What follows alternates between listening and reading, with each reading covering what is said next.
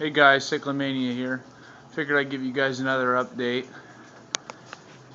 Well, as of right now, me and my buddy were pulling all the rock out of here, I think 2 nights ago. And we were going to put this big piece of pumice in there, which I've had in there before. But he set up, I got this glass support that goes in the middle of my 125, and most 55s have a piece of glass or a piece of plastic, but when you got a 125, it's a pretty big piece. And he set too many rocks up on top and cracked it. I don't know if you guys can see that. You see that? That's how far out the tank is bowed. So I think it's like $10 for a new piece of glass. But we're gonna have to drain it all the way down to the bottom, leave a few inches in there for the fish, or probably gonna have to scoop all the fish out because I have to let it dry overnight. But I figure we'll just get a new piece of glass, cut that one out, get some clamps to clamp the tank together in 3 spots to keep it together, and then we'll re-silicone it in. But kind of scary. I hope it doesn't I don't know if you can see that board, this board, how bowed out it is. I had to throw the canopy on it real fast before it bowed too much, but hopefully it'll make it for another day until I get a piece of glass. I went ahead and somebody commented on these, I don't have them in here anymore, but the 2 fish that I had in here breeding, I think the guy called them cribs, but I went ahead and moved those guys in the sump just because they ain't doing any egg laying for some reason. And one of my cobalt blue zebras has got a mouthful, so I went ahead and pulled them out, threw them in the sump, put them back in here so I can at least get 30 of those guys, because I don't have very many of those. Fish are doing just fine. It's been about 10 degrees outside for the past week, so my temperature in this room has dropped dramatically.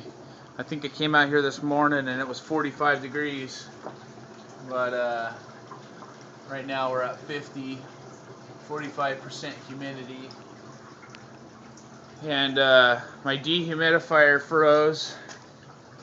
It's kind of like a slushy in there. I was brought the heater over here basically to try to thaw things out, and it seems like everything's back to liquid again, but I don't want to run it yet. The saltwater hot tub. Oh yeah, I also got one of these blue 55-gallon drums from Big R for $30, and I just been putting my RO water in there for now. But I had this whole hot tub set up on this one board. I think I might pull this board out and use this for a different hot tub. I'm not sure yet. Wiring in an outlet and a breaker is not the funnest thing. I know it's easy, but I'm renting, so I don't really want to have to deal with putting that all in there when I might move or something like that. So I found a couple saltwater pumps online for about $400, and then I found one for like $290, but it's 6,500 gallons an hour. It's a saltwater pump, submersible and external. So I'll just run it external. It's 110, so I can plug it in. If any of you guys have an idea of like a good size heater to get for this 300-gallon hot tub, that's just what I'm assuming. It's about 300 gallons. It could be 350, but as you can see with all these other tanks, I have a hard time. I got a 300 in there, a 200-watt heater in there. Let's see, I got a two 100s in there, 120. I got a 300 and the 55, and I think I got just 100 over here, and I'm almost tripping breakers as it is. So I'm not really sure what size heater to get for this. I know the halides are going to help out a little bit, but there's a lot of open airspace for the heat to dissipate and water evaporation. So I'm not really sure if anybody knows a good brand and a good badass fucking heater, you know, maybe like a 1500 watt, 2 of those, I don't know. But since I'm not going to be running the 220 heater, I might as well try to find a plug-in heater for it. Let's see, what else have I done? I also got added another planter bucket with sand. These things are actually pretty fucking kick-ass. I know they don't look like much right now, but if you look at some of my earlier videos, I had I think about 6 tomatoes in here. The rest of them didn't make it, and the only reason why is because I was having troubles and issues with filling this up and keeping it at the right level and everything. I had to add an extra ball valve in here, which I knew I just didn't have at the time. But these two are high enough to not get wet, and man, they're doing really good, a lot better. Guy also told me garlic grows really good in freshwater tanks. I'm going to be starting some garlic up. And then he asked me if I started any lettuce, floating lettuce. I didn't know they had that, so I'm going to try to find that. If anybody knows where you can get that, post a comment. But basically, I just got crushed coral in here about a few inches just to get the water going through to keep up. I got sand in here, and man, it's doing better than 2 micron socks on these drains that I used to have. And I'm sure you guys would assume that would work, but it's cheap and it acts as a good mechanical filter, I think.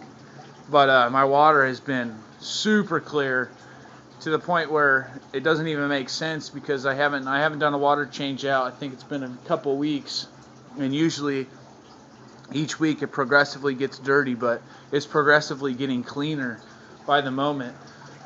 I went ahead, the best way to do it would be I plumbed into my pump line, which also runs through a canister filter. But a lot of times these pipes get dirty. I'll show you. I'll kick this pump on full blast, well, half power, and you can see that there's a lot of junk inside the pipes and getting stuck in there. So I like to do that every once in a while. Every day I open up the pipes, and sometimes I'll close all these pipes. This is hooked up to the same pump that I just showed you. But open them all up, and then we can shoot all the dirt into here. All the stuff that's in the pipes and everything can go into here. But this has seemed to be cleaning it a lot faster than when I had it just siphoning water out. And I think it's just because the pump's sucking up so much debris, and the canister filter, I mean, I have that thing going pretty fast through that canister filter, so it's probably blowing right through it. But mainly that canister filter acts as a UV sterilizer and a little bit of mechanical filtration and biological filtration. I got some bio balls in there too. So I'm going to go ahead and end this video, and hopefully we'll get that 125 fix and get the temperature up in this room. I'm thinking about getting a propane heater and venting it outside on the other side of this wall through the garage door. So I'll keep you guys posted. Thank you.